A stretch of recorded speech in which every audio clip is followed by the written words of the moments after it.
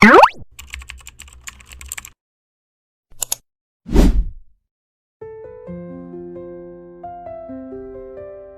semua, kamu lagi nonton Layar Motion, tempat kita bahas pelajaran hidup dari Kartun 16.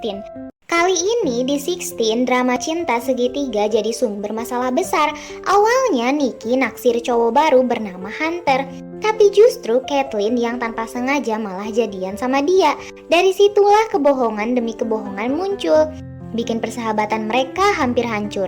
Sementara itu, Jude dan Wyatt mulai layanan hotline psikis palsu, dan Jonesy malah ditawari jadi neck model internasional. 1. Nikki naksir Hunter, Caitlin terjebak. Di kaki bar, Nikki langsung terpesona saat melihat Hunter, pegawai baru Albatross and Finch yang sedang mencoba pakaian. Mereka sempat ngobrol ringan dan Nikki merasa cocok karena Hunter juga suka liburan seperti dirinya. Saat nongkrong di food court, Hunter menyapa Nikki. Caitlin pun langsung curiga dan bertanya, "Itu gebetan kamu ya?" Nikki hanya tersipu malu. Tak lama ketika Caitlin ada di Albatross and Finch, Nikki menelpon dan menyuruhnya menanyakan langsung soal perasaan Hunter. Namun begitu Caitlin mendekati Hunter, situasi malah berbalik. Hunter lebih dulu mengenali Caitlin dari kelas gym dan minta pendapat tentang pakaiannya. Obrolan itu berlanjut sampai akhirnya Hunter malah mengajak ngedate Caitlin malam itu. Dan tanpa sadar Caitlin setuju. Masalah makin rumit saat Nikki kembali menelpon menanyakan hasilnya. Panik, Caitlin bohong dan bilang Hunter ngajak Nikki jalan jam 7 malam. Nikki pun senang, sementara Caitlin kebingungan karena janji itu sebenarnya untuk dirinya. What did I do? Pelajaran yang bisa kita ambil, kadang niat baik untuk bantu teman malah bisa berubah jadi masalah kalau kita nggak jujur sejak awal. Kejujuran meski sulit jauh lebih baik daripada bikin kebohongan kecil yang bisa makin besar. 2. Kebohongan dan salah paham. Saat menemani Nikki ganti baju di kaki barn, Caitlin memuji penampilannya, tapi tanpa sengaja keceplosan bilang kalau ia juga punya janji date. Nikki penasaran dan Caitlin buru-buru berbohong, katanya hanya makan burger dengan kakeknya. Nikki percaya dan merasa didukung saat Caitlin mendoakannya sukses.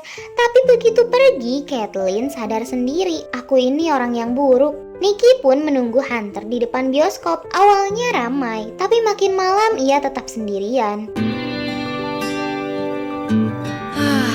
Hingga akhirnya kesal dan merobek tiket yang sudah disiapkan. Sementara itu di ice cream parlor, Jen tak sengaja melihat Caitlin bersama Hunter. Caitlin panik sampai tersedak Cherry dan berusaha bersembunyi di balik menu. Eat.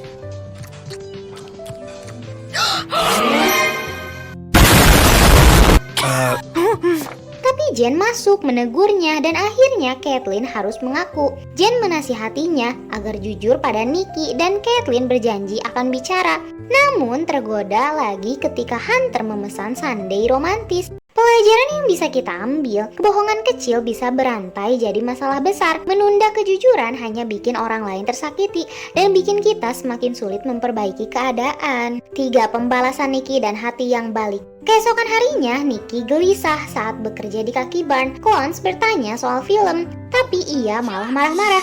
Begitu melihat Hunter lewat, ia makin kesal. Nikki merasa di ghosting. Tak lama Nikki menembakkan karet ke Hunter di Albatross and Finch. Saat ditanya ia menyinggung soal Caitlin, Hunter menjawab santai, "Oh si blonde imut, aku date sama dia kemarin." Nikki kaget dan kecewa. Ia hanya berkata, "Ya udah lupain aja," lalu pergi. Di Lemon Squeeze, Nikki akhirnya mendesak Caitlin agar jujur. Caitlin berusaha bercanda dengan minuman gratis, tapi Nikki siap menumpahkannya ke kepala Caitlin jika masih berbohong. Terpojok, Caitlin akhirnya mengaku. Nikki marah dan pergi.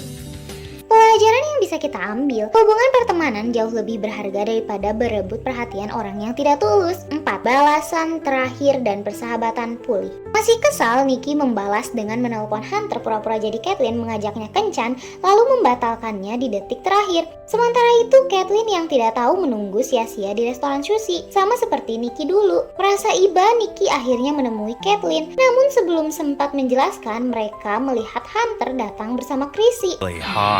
Thanks. So do you. Seketika Caitlyn sadar siapa Hunter sebenarnya, playboy yang gak pantas dipercaya. Dari situ Nikki dan Caitlyn pun baikan, mereka bahkan bekerja sama untuk memberi pelajaran. Saat Hunter pamer dengan Chrissy di food court, semua mantan pacarnya muncul dan marah mengejarnya habis-habisan. Jerk! Get him, girls! Caitlyn dan Nikki hanya duduk santai menonton dari jauh. Pelajaran yang bisa kita ambil, kejujuran, saling percaya, dan solidaritas lebih penting daripada memenangkan persaingan cinta yang sebenarnya nggak ada artinya. 5. Jonesy dan Neo model neck. Jonesy tiba-tiba ditawari jadi model leher oleh agen internasional. Semua bermula saat ia sedang membagikan brosur hotline psikis. Wanita itu meyakinkan Jonesy bahwa ia bisa jadi top model berikutnya. Dan tentu saja Jonesy langsung setuju. Namun mimpinya hancur seketika ketika Lydia dengan kostum kelinci melompat ke arah lehernya. Leher Jonesy keseleo, kontraknya batal, sementara Jude dan Wyatt hanya tertawa karena ternyata semua ini memang ulah mereka bersama Lydia. Pelajaran yang bisa kita ambil, kadang mimpi besar bisa pupus gara-gara terlalu cepat percaya pada janji manis. Penting juga untuk bisa menertawakan diri sendiri ketika gagal, karena nggak semua kesempatan yang datang benar-benar serius. 6. Jude dan Wyatt hotline psikis palsu. Underground Video kebanjiran telepon, bukan untuk rental DVD, tapi salah sambung ke hotline psikis. Nomornya cuma beda 1 digit. Jude dan Wyatt pun iseng pura-pura jadi cenayang. Klien pertama, Lydia, yang ingin tahu cara membuat Jonesy suka padanya. Mereka menyuruhnya berdiri di air mancur dan Lydia pun menuruti. Klien kedua, Coach Holder, yang mereka suruh makan es krim sundae. This is good. Beberapa jam kemudian Lydia menelpon lagi, mengeluh sudah 4 jam di air mancur tanpa hasil. Jude lalu menyarankan ia jadi kelinci agar menarik perhatian Jonesy, dan Lydia dengan polosnya setuju. Jen mulai curiga, mendatangi mereka di food court, meminta agar tidak memberi saran konyol pada Coach Holder. Tapi sebelum sempat menuntut lebih jauh, Jen dipanggil bekerja lagi. Tak lama ada telepon masuk.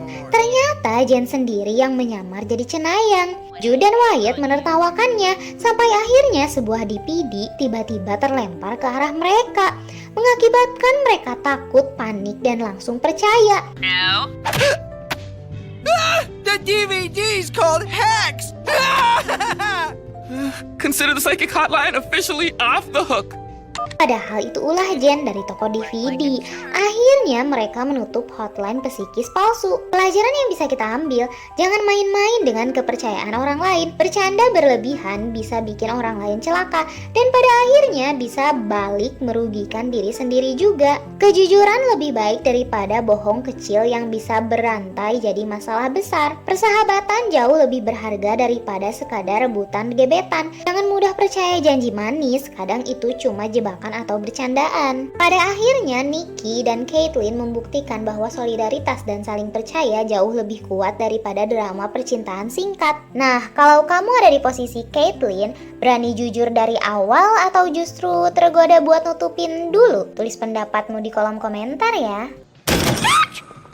Okay. Jangan lupa like, subscribe, dan share video ini kalau kamu suka pembahasan kartun dengan makna hidup kayak gini.